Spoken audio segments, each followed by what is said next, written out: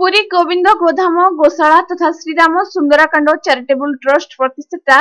पंडित विष्णु चरण पंडा मुख्यमंत्री मोहन चरण माझी को साक्षात करी संत तुलसीदास संपर्क में आलोचना करने सह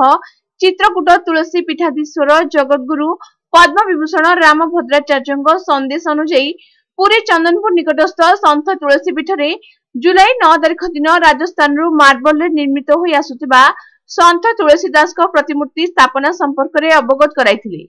सेहिभଳି उपमुख्यमंत्री प्रभाती परिडा, कनक वर्धन सिंहदेव, आईन मंत्री पृथ्वीराज हरिचंदन, भुवनेश्वर सांसद अपराजिता षडंगी, खोर्धा विधायक प्रशांत जगदेव सहित संत तुलसीदास कार्यक्रम एवं जगद्गुरु द्वारा 6 तारिख ठारू 9 दिनात्मक राष्ट्र श्रीराम कथारे उपस्थित रहिबा पई निमंत्रण करथिले। एही साक्षात्कार आलोचना समय श्री पंडा सहित ट्रस्ट मुख्य संयोजक उमेश खंडेलवाल, अभ्यर्थना कमिटी अध्यक्ष दिलीप खंडेलवाल, पंडित गंगाधर पंडा, कार्तिक पंडा प्रमुख उपस्थित थिले।